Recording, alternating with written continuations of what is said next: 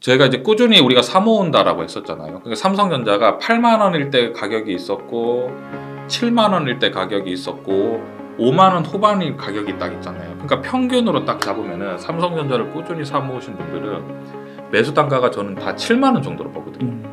그럼 지금 6만 3천 원이잖아요. 그럼 마이너스 10%밖에 안 되잖아요. 근데 2년을 만약에 사모았다고 하면 배당 2%씩 나와요.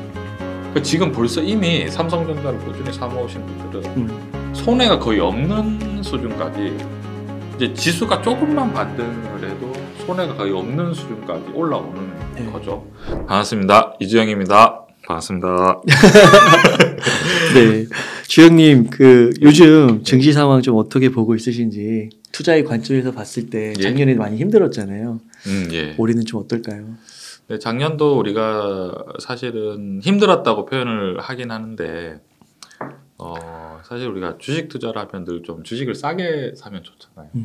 싸게 사면 좋은데 우리 조금 이제 어떤 방향을 생각해 보면 작년은 사실은 힘들다기보다는 오히려 이제 기회가 될 수 있었던 그런 장이 될 수 있고. 참 그러네요.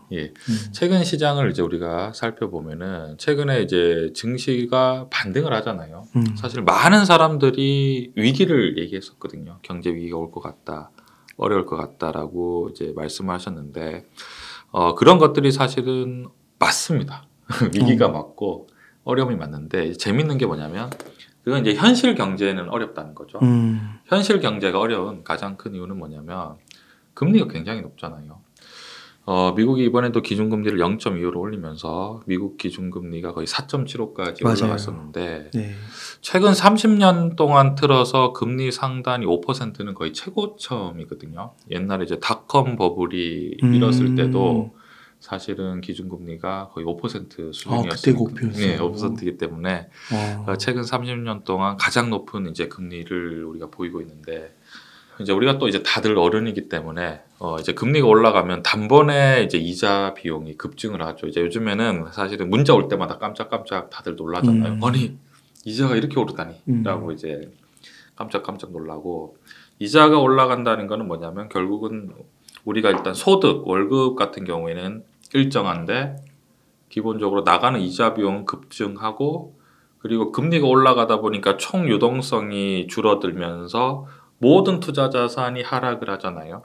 거기에다 기업도 어떻게 되냐면 총 수요가, 그러니까 결국 더 심플하게 표현하면 돈이 줄어들기 시작하면은 기업들도 그 판매량이 떨어지잖아요. 그러니까 매출도 떨어지고 영업이익도 떨어지다 보니까 과거보다 고용을 하기보다는 정리해고를 하는 단계잖아요. 실제로 미국의 빅테크 같은 경우에는 지금 엄청나게 해고를 많이 하고 있는 상황이잖아요.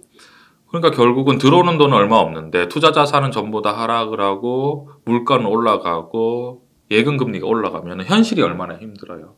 위기가 엄청나게 올 수 있잖아요. 근데 특이한 게 뭐냐면 현실 경제는 이렇게 힘든데 주식 상황은 다른 이유가 뭐냐면 그 전에는 뭐냐면 금리가 빠르게 올라갈 거라고 생각을 하면은 알 수 없는 신용 위험이 굉장히 위협적으로 느껴지거든요. 근데 이미 금리가 많이 올랐잖아요. 그럼 금리가 지금 4.75인데 여기에서 금리가 더 올라가기는 뭐 많이 올려봐야 뭐 5.5? 6은 거의 어렵다고 생각하고요. 5.5니까 상단이 막혀 있잖아요. 그러면은 그 과거에 강달러가 계속될 거라고 기대했던, 그러니까 미국 달러의 금리가 올라갔을 때 수익을 낼 수 있는 전 세계 많은 이제 자금이 확 이제 쏠렸다가 이제 더 이상 강달러에 대한 기대가 없어지잖아요.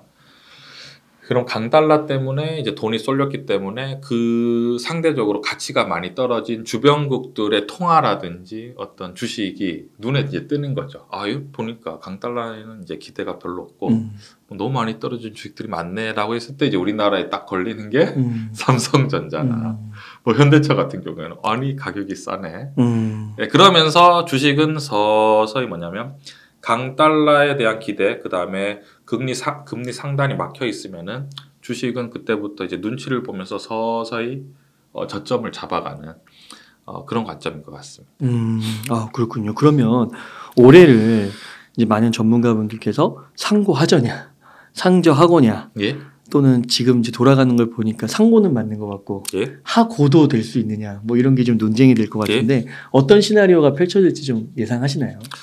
시나리오라고 생각하기보다는 우리가 이제 그런 시나리오 같은 경우에는 사실은 어떤 주식의 우리가 타이밍이라든지 전망을 하는 거잖아요. 근데 우리가 늘 경험을 하지만 전망이 뭐 그렇게 쉽지도 않고 맞지도 않고 투자는 굉장히 어려운데 결국 이제 지금 상황을 보면은 우리가 이제 주식은 반등을 하는 이유는 외국인들 같은 최근에 삼성전자 외국인들이 엄청나게 공격적으로 매수를 하잖아요. 다른 게 없습니다. 왜냐하면 이제 더 이상 강달러가 되지 않기 때문에 뭐 우리나라뿐만 아니라 일본이라든지 대만이라든지 주변국으로 확 분산시키는 거죠. 더 이상 이제 강달러가 되지 않으니까 이제 분산을 하는 건데 그러면은 주식 시장이 크게 상승하기 위해서는 결국은 대중적인 자금 이제 시장을 밀어줘야 되는데. 지금 기준금리가 거의 뭐 5% 육박하는 뭐 네. 이런 상황에서 과연 주식이 크게 상승할 수 있겠느냐라고 했을 때는 상식선에서는 맞지 않다라고 생각을 하고요. 이제 금리가 좀 떨어져야 되겠죠. 근데 금리가 떨어지려고 하면은 물가가 좀 잡혀야 되는 그런 상황인데 지금 같은 경우에는 이제 전체적인 경제가 위축이 되긴 했지만 금리가 어느 정도 좀 유지가 돼야지만이 물가가 잡힐 것 같습니다. 그죠? 상식적으로 봤을 때. 그렇기 때문에, 우리가 어떤 전반기에는 이제 상승을 하고 하반기 때는 어떻게 될 것이냐. 이렇게 관점을 가지는 것보다는 제일 좋은 방법은 경기를 예측하는 게 아니라 어떤 거냐면 미래의 어떤 성장성이나 전망이 좋은 회사인데 고금리에 버틸 수 있는 주식이 뭐지? 이런 관점이 훨씬 더 현실적이죠. 그러면은 그런 관점에 있어서 예? 좀 말씀해주신 삼성전자는 그렇죠. 괜찮다고 보세요? 삼성전자 같은 경우는 이제 괜찮은 이유가 다른 게 아니라 시가총액이 지금 400조가 안 되죠. 근데 일단은 아마 자기 자본이 제가 알기로는 300조 정도 되고요. 부채가 100조밖에 없어요. 그리고 삼성전자가 이제 4분기에 실적이 좀 저조하긴 했지만 그래도 엄청난 수익을 내고 있잖아요. 그러니까 금리가 올라간다고 해서 힘들 상황은 아니거든요.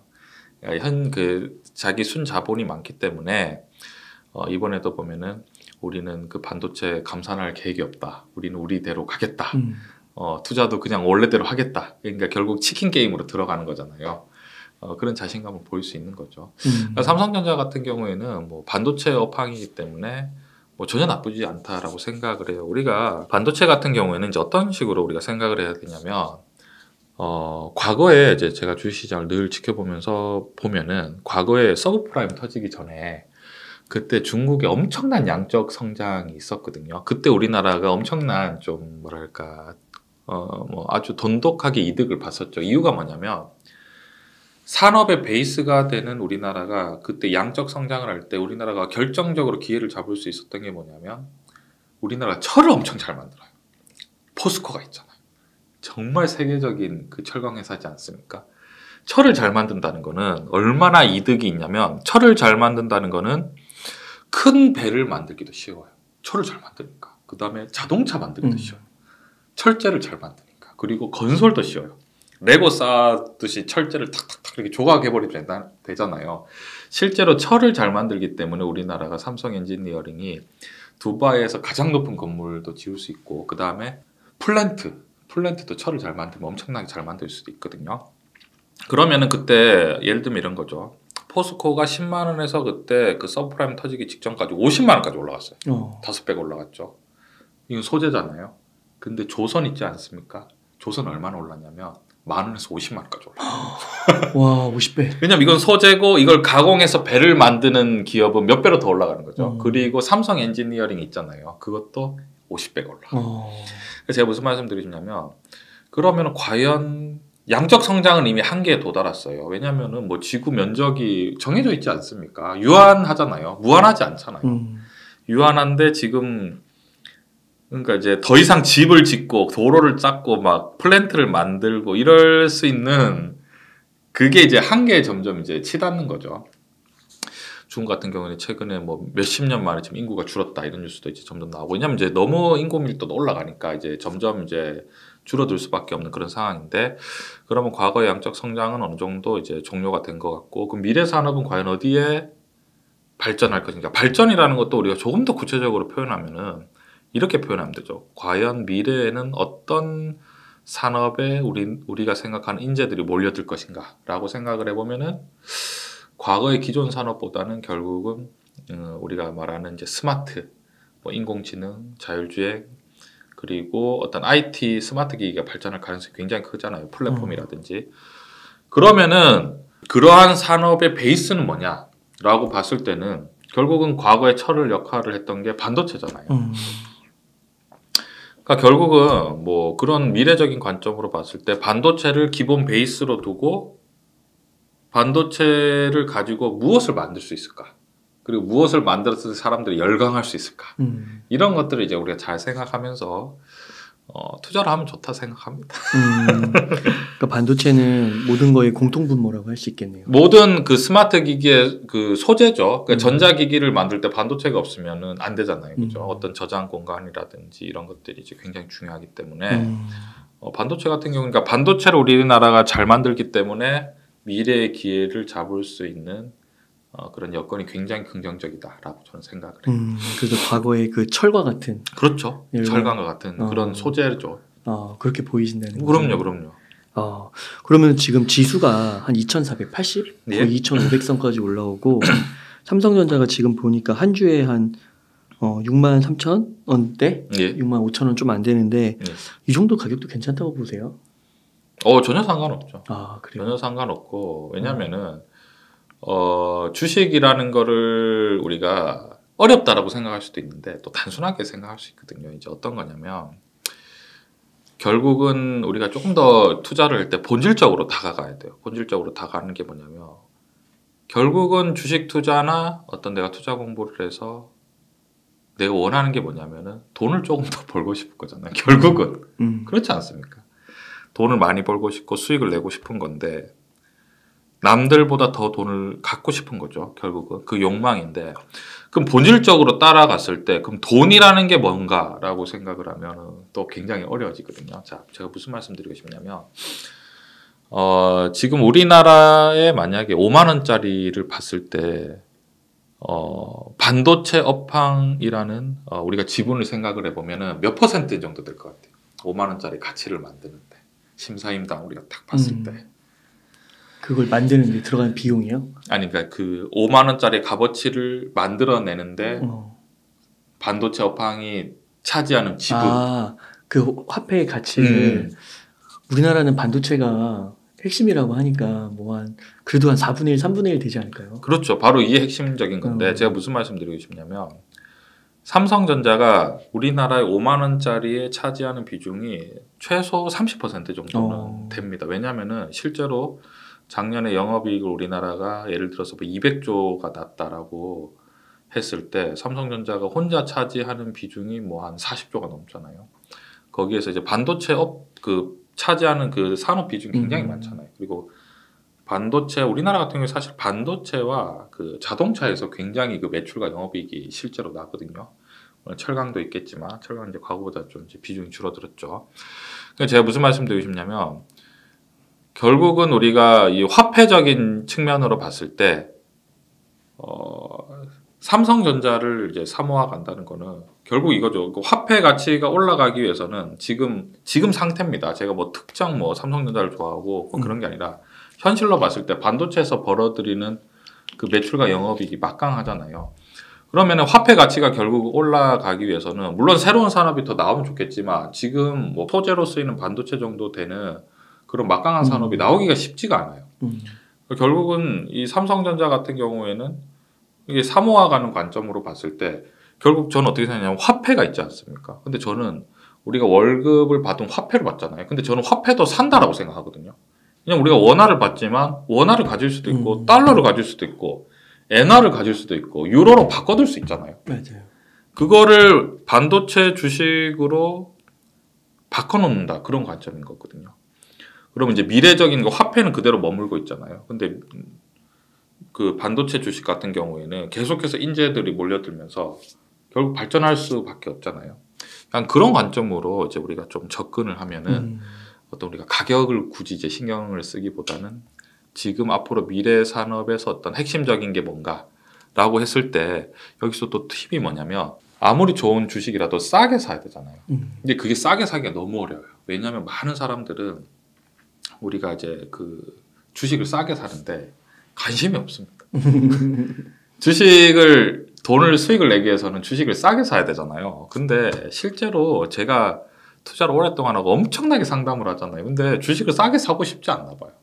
왜 그러냐면 주식을 싸게 산다는 거는 뭐냐면 주식이 이렇게 떨어지다 이렇게 할 때 이제 싸게 사야 되는 거잖아요. 근데 이때는 사람들이 관심이 없어요. 작년 같은 경우죠. 이번에도 그러죠, 맞아요. 그러니까 이제 이게 아니라 그럼 사람들 언제 사고 싶냐? 요렇게 이렇게 이제 비싸게 왜냐면 내가 샀을 때 빨리 딱 오르기를 원하잖아요. 그러면은 아무래도 이제 이게 위험이 커질 수밖에 없는 상황이죠. 그럼 지금 이제 제 시점을 가르쳐주면 지금 우리 주위를 봤을 때 우리가 이제 주식 시장이라는 관점으로 봐야 되거든요. 지금 이 시장에 삼성전자 주식을 탐내는 사람이 많나 아니면 관심 없는 사람이 많나 점점 많아지는 것 같아요. 라고 하는데 지금 점점 관심이 많아져. 지금도 사실은 뭐 찬밥 신세죠. 찬밥 신세고 왜냐면 과거의 어떤 열기를 생각해 보면 지금도 그래서 제가 결국 말씀드리고 지금도 가격이 전혀 비싼 가격은 아니다. 그러면 혹시 그 뭐 어느 정도 가격 올라가면 예? 좀 비싸다. 뭐 지금 국면 같은 거 좀 고려했을 때 그런 게 좀 있으세요? 국면 같은 거보다는 우리가 봤을 때 참 주식 시장 우리가 늘 지켜보지 않습니까? 재밌는 게 뭐냐면 6만 원일 때는 관심이 없어요. 6만 원일 때 삼성전자 주식 산다고 하면 아니 저런 바보들을 맞아요. 그렇게 하다가 이제 6만 5천 원까지 가면 약간 이제 집중을 하기 시작해요. 그대로도 지켜보고 있겠죠. 공격적으로 하지 않습니다.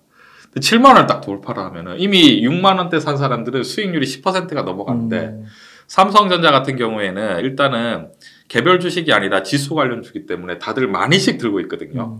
그러니까 이게 올라갈수록 수익금이 엄청나게 커져요. 그럼 이제 주위에서 이제 많이 생각해 나도 6만 원에 사둘 걸 이렇게 하다가 아직도 행동을 하지 않죠. 근데 이게 7만 원이 만약에 한 7만 5천 원이 됐다. 그럼 저점에서 한 사람들 이미 20% 수익률이 나기 시작하는 거잖아요.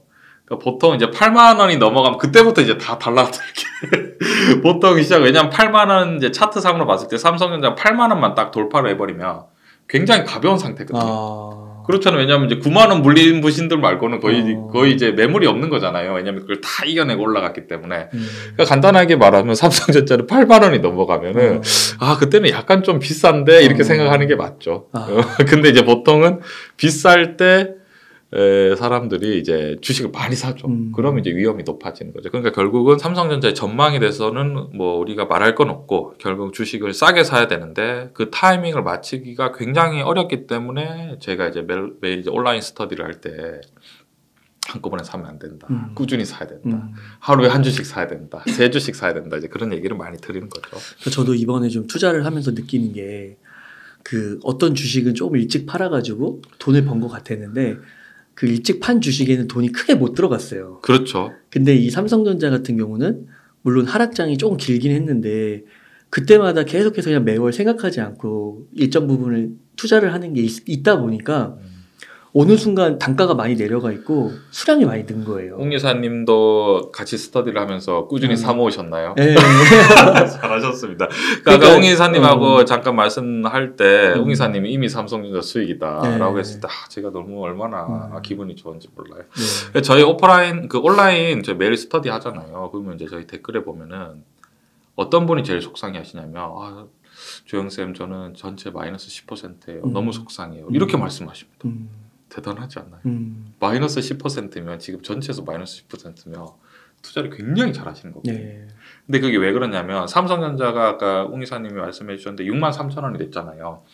근데 제가 이제 꾸준히 우리가 사 모은다라고 했었잖아요. 그러니까 삼성전자가 8만 원일 때 가격이 있었고 7만 원일 때 가격이 있었고 5만 원 후반일 가격이 딱 있잖아요. 그러니까 평균으로 딱 잡으면은 삼성전자를 꾸준히 사 모으신 분들은 매수 단가가 저는 다 7만 원 정도로 보거든요.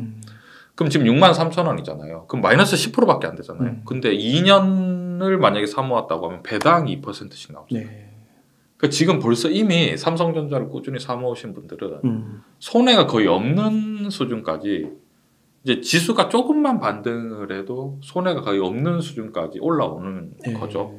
그러니까 지금 요즘에 최근에는 이미 뭐 수익이 났다. 아니면 뭐 손실이 마이너스 5%까지 올라왔다.